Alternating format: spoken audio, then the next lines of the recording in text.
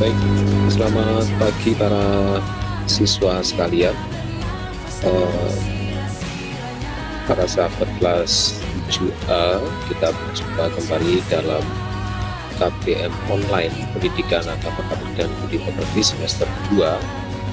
Dan pagi ini kita awali dulu dengan doa yang akan dipimpin oleh sahabat kita Victoria. Silakan Vivi untuk memandu kami dalam doa. Teman-teman, mari kita berdoa. Amin. Ya Tuhan, pada pagi hari ini kita akan melaksanakan KBM online pelajaran agama. Bimbing kami agar apa yang disampaikan dapat berguna bagi kami. Malaikat Allah, kami disediakan Roh Tuhan terbunyi aku. Terangilah di bulan dunia dan terkalah aku. Amin. Santo Stanislaus, doakanlah kami. Amin. Dan Allah Putra. Amin. Baik, terima kasih Victoria dan para siswa yang terkasih. Kita lanjutkan.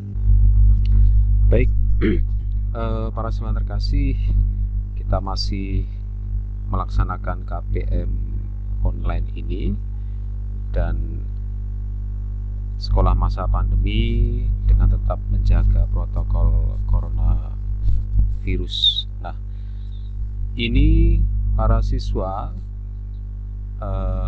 saya minta untuk membuat foto profil tentang emosi saya, emosi masing-masing siswa. Emosi itu bukan hanya masalah marah, tapi sikap, ya, hati, perasaannya saat ini bagaimana. Nah, apapun perasaan kita, tetap kita harus fokus karena kita melihat kondisi di luar sana juga seperti ini. Kalau mau sekolah, perjuangannya juga lumayan berat, ya, seperti ini. Sudah saya sampaikan bahwa salah satu temannya Pak Hari harus mengunjungi muridnya dari rumah ke rumah untuk bisa belajar, sedangkan kita masih terbantu oleh KBM online yang cukup terbantu dengan adanya teknologi. Nah, seperti inilah kondisinya, dan mari kita lihat materi-materi selanjutnya. Dan saat ini kita masuk ke materi Sabda Bahagia. Setelah sebelumnya kita mempelajari materi tentang kebebasan anak-anak Allah, dan saat ini kita masuk ke materi bab 6B, yaitu Sabda Bahagia. Nah, para siswa terkasih, kita mulai bahwa ini kompetensi dasar yang akan kita capai. Kemudian indikatornya antara lain menjelaskan alasan setiap orang ini hidup bahagia, menjelaskan arti bahagia pada umumnya, menjelaskan arti bahagia menurut Yesus, menyebutkan orang-orang yang disebut bahagia oleh Yesus, dan menjelaskan maksud Yesus menyampaikan sabda bahagia dalam Injil Matius. Tujuan pembelajaran kita adalah peserta didik diajak untuk mendalami apa saja yang ada di dalam kedelapan sabda bahagia itu dan bagaimana kita dapat menghayati sabda bahagia itu. Dalam kesempatan ini kita akan bersama-sama mendalami ajaran tentang sabda bahagia, ya. Nah, para siswa terkasih, semua orang, baik anak-anak maupun dewasa, pasti menginginkan hidup yang bahagia. Kebahagiaan diartikan sebagai pemenuhan dari semua keinginan hati kita. Pemenuhan kebahagiaan itu bergeser terus. Manusia cenderung menginginkan sesuatu yang lebih, ya, ingin lebih pandai, lebih sukses, dan lebih baik, dan seterusnya. Dan pada akhirnya, atas dasar pandangan yang berbeda itu, yang mengakibatkan banyak orang juga melakukan berbagai cara yang berbeda-beda untuk menanggapi kebahagiaannya. Dalam Injil Matius bab 5:1-12, Yesus menawarkan kebahagiaan yang tidak hanya bersifat sementara. Ajaran Yesus itu kita kenal dengan istilah 8 sabda bahagia, ya. Nah, ini nanti para siswa juga bisa melakukan literasi, karena kebetulan materi ini saya sampaikan pada tanggal 31 Desember kemarin. Pak Ari juga menuliskannya menulis artikel di Kompasiana, Sabda Bahagia Kunci Kebahagiaan Sejati. Nanti para siswa bisa menambah ini sebagai bahan literasi ya. Nanti saya share linknya atau bisa lewat di sini juga bisa. Itu kemudian saya perlu bertanya untuk menggali pengalaman ya dari dua siswa yang mewakili. Silahkan untuk menyampaikan ini ya. Kebetulan sama-sama ceweknya ini. Silakan Irin. Saya tanya kepada Irin, apa yang membuat Irin merasa bahagia dan mengapa saya ingin bahagia? Saya bahagia ketika saya mendapatkan nilai yang terbaik, lalu saya bisa memperlakukan orang lain sebagaimana saya ingin diperlakukan. Ketika saya kumpul keluarga dengan keluarga besar, dan ketika saya bisa mengucapkan lebih banyak terima kasih kepada orang lain. Ya. Alasan mengapa saya ingin bahagia, ya karena hidup itu cuma sekali dan tidak ada salahnya saya menikmati setiap waktu di hidup saya dengan suasana bahagia. Dan saya nggak mau menyesal hanya dengan membuang-buang waktu saya untuk meratapi masalah. Ya, terima kasih.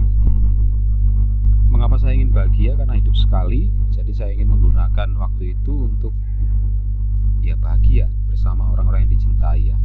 Saya merasa bahagia kalau mendapat nilai yang baik, kemudian bersama keluarga, bersama orang-orang tercinta. Oke, baik, terima kasih Irin atas masukannya.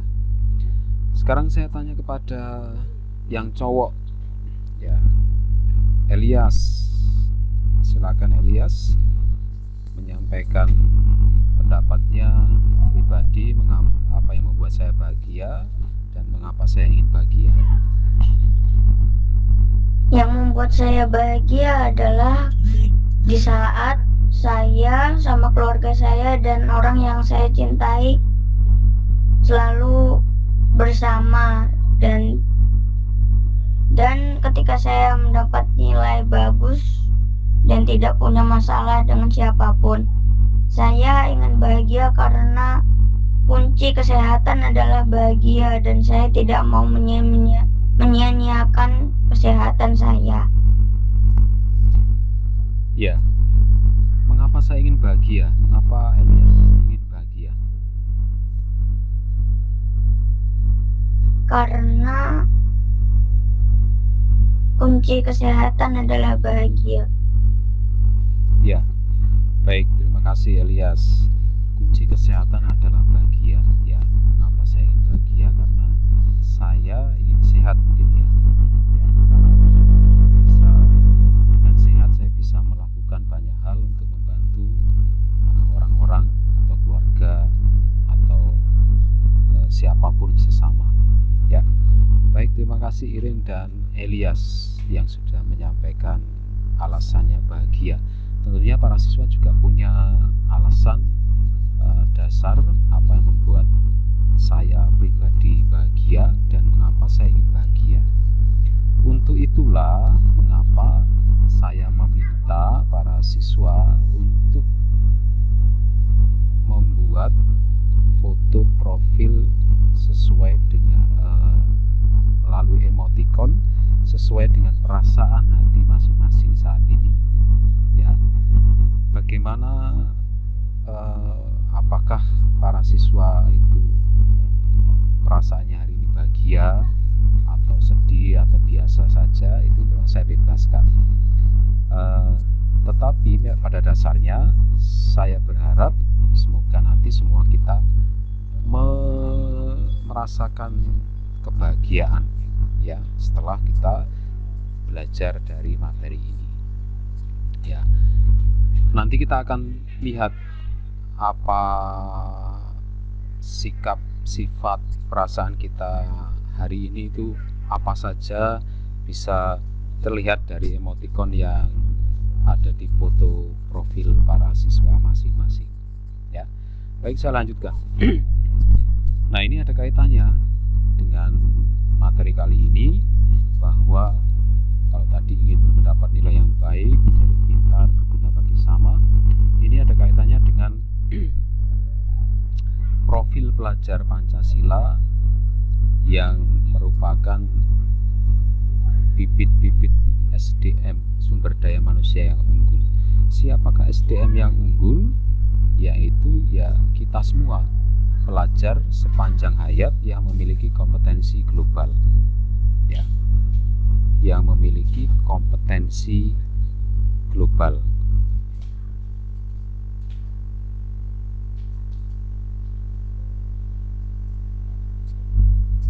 Dan berperilaku sesuai dengan nilai-nilai Pancasila. Ya, apa saja 6 profil pelajar Pancasila yang sesuai? Yang pertama yaitu beriman dan bertakwa kepada Tuhan Yang Maha Esa dan berakhlak mulia. Kemudian bergotong royong, mandiri, berkebinakaan global, bernalar kritis dan kreatif. Ya, kita lihat satu persatu. Ya, yang pertama, beriman dan bertakwa kepada Tuhan Yang Maha Esa dan berakhlak mulia, yaitu pelajar Indonesia yang beriman, pelajar SMP Stanislaus II yang beriman, bertakwa kepada Tuhan Yang Maha Esa dan berakhlak mulia adalah pelajar yang dalam hubungannya dengan Tuhan Yang Maha Esa, yang memahami ajaran agama dan kepercayaan serta menerapkan pemahaman tersebut dalam kehidupan sehari-hari. Apakah kita sudah lakukan?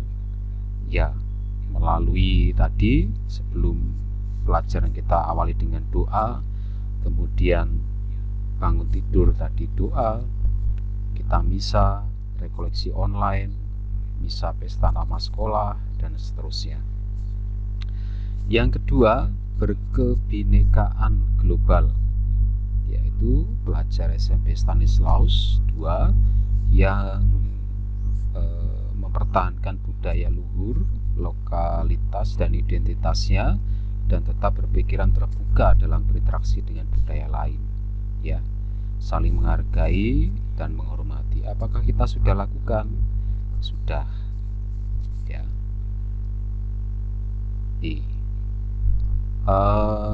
Upacara bendera, kemudian lomba storytelling, ya, dengan tema Legend of Indonesia, cerita Indonesia, dan kita sampaikan dalam bentuk dalam bahasa Inggris. Ini lomba antar SD dan panitianya kita semua.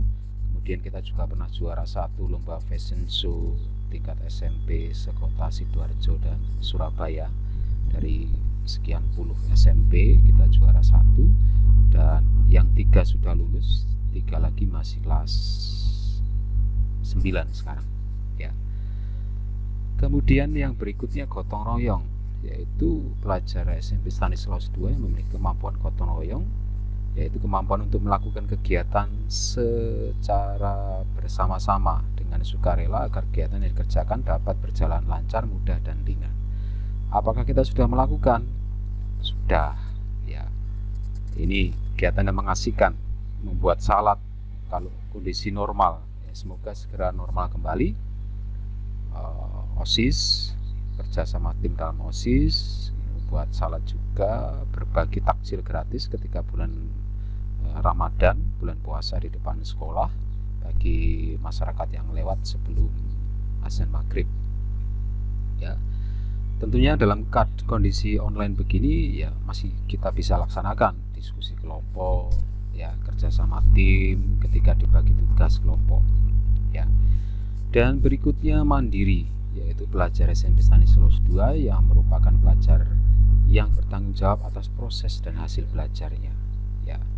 Tugas-tugas dikerjakan. KBM online ini kita juga termasuk mandiri, ya, mengerjakan tugas-tugas, ulangan, mengikuti KBM dengan baik. Kan tidak ada yang perlu dibangunkan lagi tuh oleh orang tuanya, bangun, mandi, ayo siap. Terus sekarang mungkin tidak ada yang ditunggui orang tuanya, jadi sudah dianggap mandiri. Karena SMP kelas 7 memang masih masa peralihan dari kelas 7 SD ke kelas SMP, maka ya harus belajar, ya, beradaptasi dengan tugas-tugas sistemnya SMP saya yakin bisa untuk menyelesaikan tagihan-tagihan tugas yang belum, ya, dan saling koordinasi, saling membantu untuk bisa lebih baik. Baik, yang berikutnya yaitu bernalar kritis. Pelajar yang mampu secara objektif memproses informasi baik kualitatif maupun kuantitatif, baik literasi, berita maupun angka, membangun keterkaitan antara berbagai informasi, menganalisis informasi, mengevaluasi dan menyimpulkannya. Apakah kita sudah melakukan? Iya, sudah. Ya, dengan mengerjakan tugas-tugas tadi, ya, literasi, ya, diskusi, belajar di kelas, belajar di rumah saat ini kita sudah melakukannya. Dan yang terakhir, kreatif. Pelajar SMP Stanislaus II yang mampu memodifikasi dan menghasilkan sesuatu yang orisinal, bermakna, bermanfaat dan berdampak. Ya, apakah kita sudah melakukan? Sudah. Ya, cuma saya tidak punya foto-fotonya kelas 7. Yang saya tampilkan ini bagaimana kakak-kakak kelas sudah belajar untuk kreatif.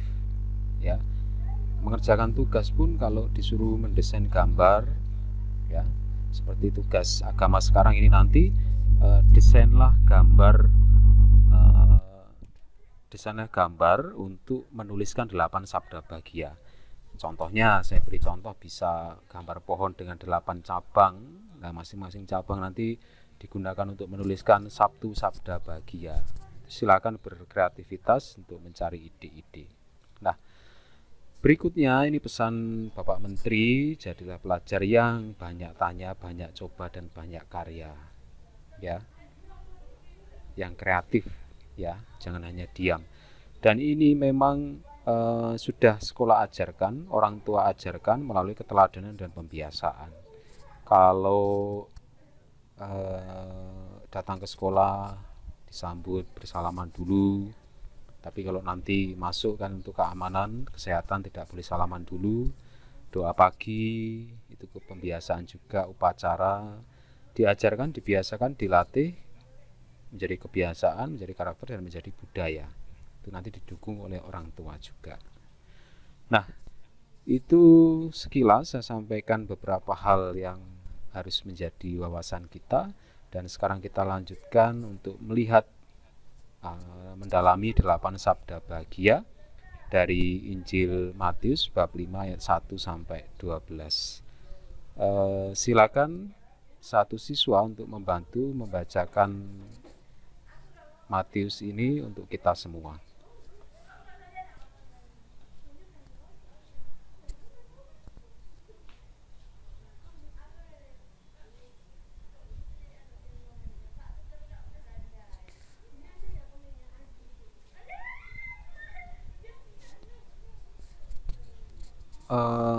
Minta tolong Kila saja yang membacakan untuk kita dari Injil Matius bab 5 ayat 1 sampai 12.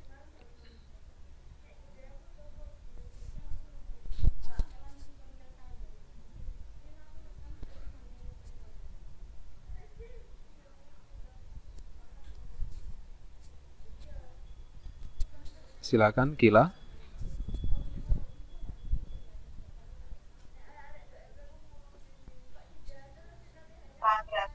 Ketika Yesus melihat orang banyak itu, naiklah ia ke atas bukit, dan setelah itu ia duduk. Datanglah murid-muridnya kepadanya.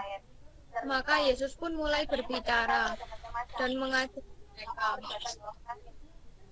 Katanya, berbahagialah orang yang miskin di hadapan Allah, karena merekalah yang mempunyai kerajaan surga. Berbahagialah orang yang berduka cita, karena mereka akan dihibur. Berbahagialah orang yang lemah lembut, karena mereka akan memiliki bumi. Berbahagialah orang yang lapar dan haus akan kebenaran, karena mereka akan dipuaskan. Berbahagialah orang yang murah hatinya, karena mereka akan beroleh kemurahan. Berbahagialah orang yang hatinya, karena mereka akan melihat Allah. Berbahagialah orang yang membawa damai, karena mereka akan disebut anak-anak Allah. Berbahagialah orang yang dianiaya karena oleh sebab kebenaran, karena merekalah yang mempunyai kerajaan surga. Berbahagialah kamu jika karena aku kamu dicela dan dianiaya dan kepadamu difitnah segala yang jahat. Bersukacita dan bergembiralah karena upah besar di surga. Sebab demikian juga telah dianiaya nabi-nabi yang sebelum kamu.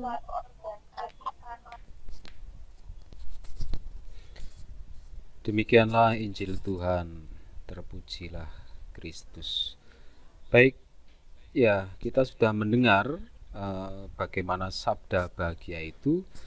Untuk itu kalau kita off cam, coba kita matikan kamera sejenak. Saya ingin melihat emotikonnya, bagaimana suasana hati para siswa sekarang. Apakah ada yang banyak bahagianya atau sedihnya? Ya, Arsafin on off cam dulu. Ya, Ashley bahagia, Jeffrey bahagia, Christopher Ricardo bahagia, Elias, Irene, Kayla, ya semuanya bahagia. Sana masih dengan emoticon yang sama. Ya, separuh mata bahagia, separuhnya kelilipan. Oke, inilah gambarannya bagaimana sikap hatinya para siswa saat ini ya. Oke, terima kasih. Silakan kamera bisa dinyalakan kembali. Nah, para siswa terkasih, ini pertanyaan untuk kita dalami, tapi tidak usah dikerjakan, hanya dipahami. Apakah kebahagiaan yang ingin ditawarkan oleh Yesus menurut bacaan di atas? Kemudian, sabda bahagia mengandung aspek iman dan aspek sosial. Apa saja yang merupakan aspek iman dari sabda bahagia? Mana yang merupakan aspek sosial sabda bahagia yang ditawarkan? Apa tujuan Yesus menyampaikan sabda bahagia ini? Dan bagaimana pemahamanmu tentang sabda berbahagialah orang miskin di hadapan Tuhan karena mereka mempunyai kerajaan surga.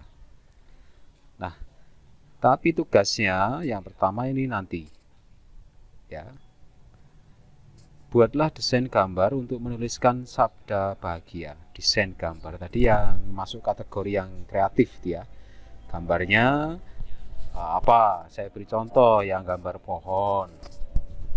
Kemudian ada 8 cabang. Bisa cari ide lagi apa ya. Bisa gambar tangan, kemudian bisa juga mendesain di laptop. Ya, silakan berkreativitas sesuai tadi ciri pelajar Pancasila yang kreatif ya.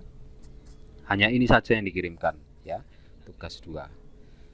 Kemudian sebagai penutup saya sampaikan beberapa hal untuk kita ketahui bersama bahwa semua orang ingin hidup bahagia. Kemudian orang mengatakan bahwa kebahagiaan diartikan sebagai pemenuhan dari semua keinginan hati kita, juga diwakili tadi oleh 2 siswa atau 2 teman kita. Dan melalui sabda bahagia ini Yesus bermaksud menyatakan 3 hal, yaitu menyiapkan para muridnya untuk menghadapi dunia yang berorientasi kehidupannya sangat berlainan dengan kehendak Allah, atau kepentingan duniawi itu sedikit bertolak belakang dengan hal yang surgawi. Kemudian sabda bahagia mengandung nilai eskatologis atau akhir zaman sebagai syarat masuk surga. Sabda bahagia merupakan hukum baru yang mengatur relasi manusia dengan Tuhan dan sesama. Ya.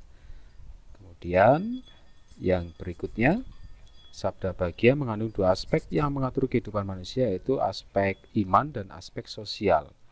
Iman kita dengan hubungan kita dengan Allah, dan aspek sosial hubungan kita dengan sesama. Jadi sama seperti salib yang vertikal dan horizontal. Ya. Kemudian yang terakhir, nanti materi bisa dibaca sendiri, sudah saya lampirkan di Google Classroom. Ya. Berbagai yang miskin, berduka cita, lemah lembut, lapar dan haus, murah hati, suci hati, membawa damai dan dianiaya. Ya. Nah, untuk tugasnya nanti bagaimana bunyi 8 sabda bahagia, carilah di Injil Matius bab 5 ayat 1 sampai 12 tadi ya. Jangan menulis bebas. Nah, para siswa terkasih, sebagai bahan refleksi di akhir pelajaran ini, kita sadari bahwa Tuhan menciptakan manusia sesuai dengan citranya. Tuhan menciptakan manusia setelah semua tersedia bagi kehidupan manusia itu sendiri. Tuhan menginginkan agar manusia hidup dalam kebahagiaan, dan kita pun senantiasa mendambakan kebahagiaan itu. Bagaimana pemahaman kita tentang kebahagiaan? Apakah selama ini kalian merasakan kebahagiaan? Kebahagiaan seperti apa yang ditawarkan oleh Yesus? Kebahagiaan seperti apa yang akan kalian usahakan sebagai bentuk penghayatan dan pewujudan atas materi ini? Demikian materi ini. Apakah ada pertanyaan berkaitan dengan tugas-tugas? Kalau tidak ada, sambil saya tunjukkan ya, apakah definisi bahagia itu seperti ini ya. Ini siapa ini ya? Ada yang tahu?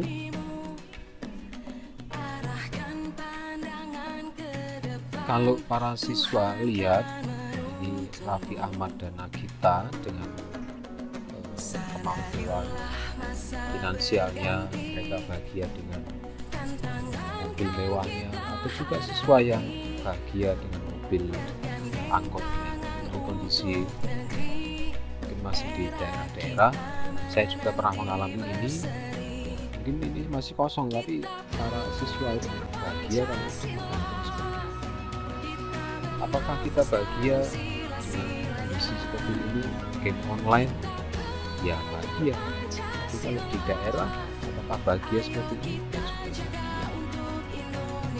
Kita lihat lagi, mendapatkan prestasi, karena Spanyol apakah bahagia? Ya bahagia.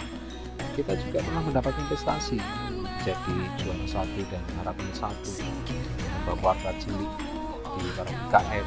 Ya, saya mengirimkan panggilan peserta supaya mereka bisa berlatih, punya mental dan percaya diri. Sekolah lainnya mengirimkan 1, 2, dan 3, kami 12 langsung yang saya kirimkan. Latihan dan tim, bukan orang, semua kita semuanya sudah lulus. Ini kakaknya gila ini. Sepertinya begitu ya.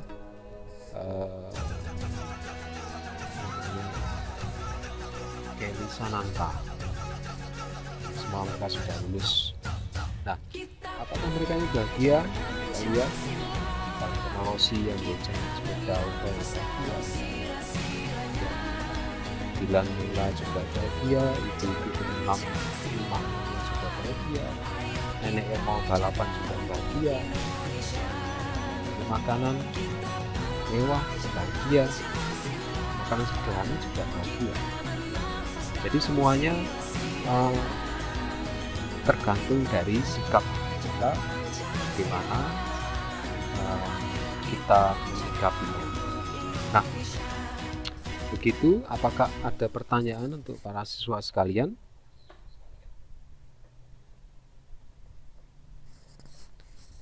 Cukup? Kalau cukup, minta tolong satu siswa memimpin doa penutup. Jika ada pertanyaan, nanti silahkan ditanyakan via WA. Oke, Irin Lugianto, silahkan pandu kami dalam doa penutup.